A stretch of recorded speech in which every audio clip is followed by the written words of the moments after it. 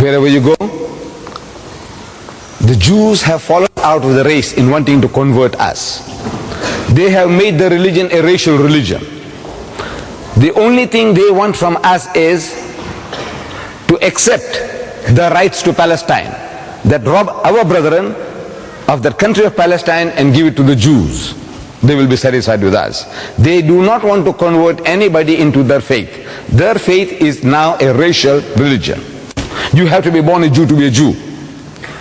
And in case you fall in love with a Jewish girl, and if she is particular, she wants you to be converted. So you'll have to go through all the processes, and eventually you are circumcised and converted, you'll still remain a third-grade Jew. They do not accept you. They want political recognition, that's all. But the Christian is foremost in wanting to change our people, to convert our people to his way of life. And in that there are more than 1,000 different churches and denominations. Each and every one is looking for converts. The majority of my brethren that I see before me here seem to hail from the Indo-Pakistan subcontinent, the undivided India. That's what I see. Now, the first experience we had of this challenge or this opposition was soon after the British conquest of India. When the British conquered India, they realized that at any time anybody will give them trouble, it will be the Muslims. Because power, rule, dominion was wrenched out of their hands, and they were a militant people. Sooner or later they will aspire to get power once more again. So if they can convert the Muslims, if they can change them to accept Christianity, teach them to turn the other cheek, as their Lord Jesus had told them, that if they strike you on the right cheek, give them the other. Teach the Indian people, the Indian Muslims, to turn the other cheek, then you can rule India for 1,000 years. From the Hindus of the time, they had no fear,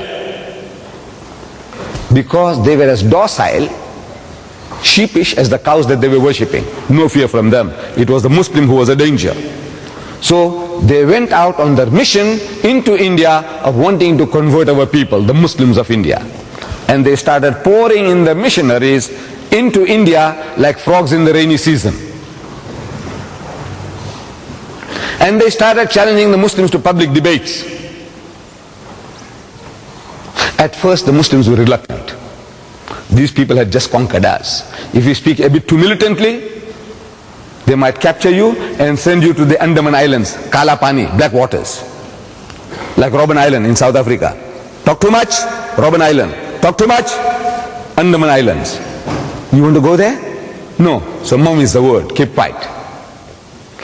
But now the missionaries, they started mastering our language.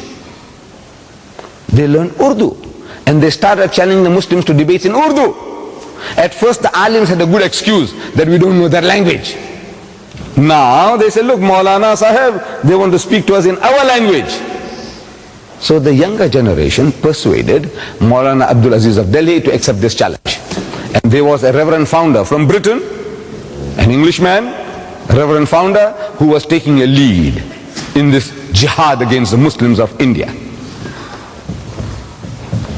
And a debate takes place in Delhi. And according to reports, I was reading in the Izharul Haq, a beautiful book which brought me to this position here. That book gave me the knowledge that brought me into confrontation with the Christians and to be able to start discussing and having dialogues with them. So in that book I'm reading that this debate takes place and 100,000 people gathered. I don't know how sound was carried on those days because there was no microphones and no loudspeakers. But perhaps people vicariously, from the distance they can see and they can hear something, and people pass it on and say, Mauli Sahib ne yu mara, and founder ne ye kaha, something like this, like that. They gave an uppercut and everybody is satisfied. So the debate starts, with the reverend suggesting to the Maulana, said, Maulana Sahib, get started. In Urdu, get started. Shuru kijiye. So the Maulana responded that, you see, you are our elder brother. Christianity preceded Islam by 600 years. As such, you are 600 years our senior. And according to our culture, you have the first preference. Secondly, you are our guest. You are our guest. No doubt an unwelcome guest, but a guest at that. And according to our culture, you have the first preference. So the Reverend Founder was forced to start the debate. And he started with a question. It was all worked out. In Urdu, said, Maulana Sahib, respected Maulana, where is your Prophet Muhammad now, this moment? Where is he?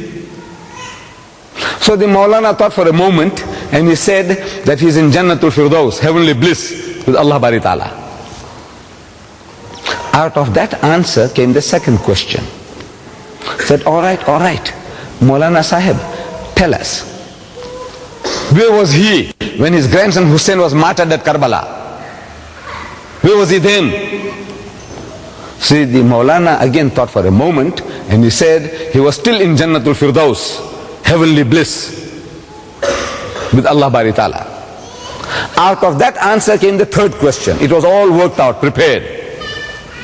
Said, all right, tell us now, Maulana Sahib, that if your Prophet was with his Allah in heaven, when his grandson Hussein was being butchered, martyred at Karbala, didn't he ask his Allah for help?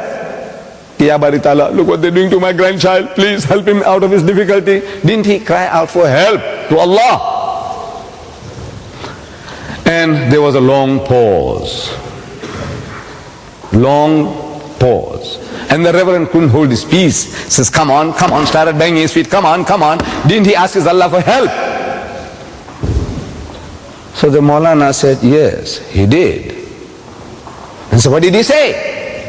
What did Allah say? Because we know he wasn't help. What did he say? And there was an inordinate pause, an extra long pause.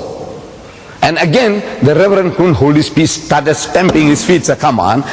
He thought he had the kill. And the people also felt, कि Maulana ne mara diya. Maulana got us chopped off. Khatam kara diya hame. Says, come on.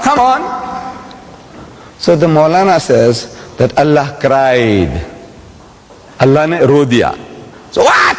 Allah cried? He says, yes, Allah cried. He said, I couldn't save my own son Jesus. How can I save your grandson?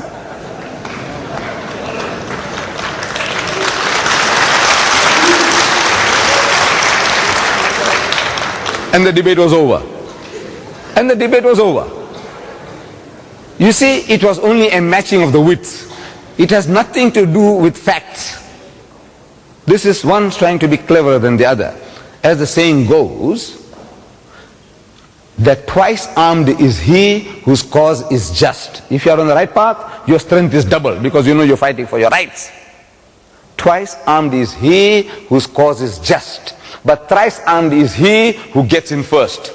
Like our Jewish cousins every time. We go into battle in 48, the guy gave us a hand. 56, he gave us a knockout. 67, another knock.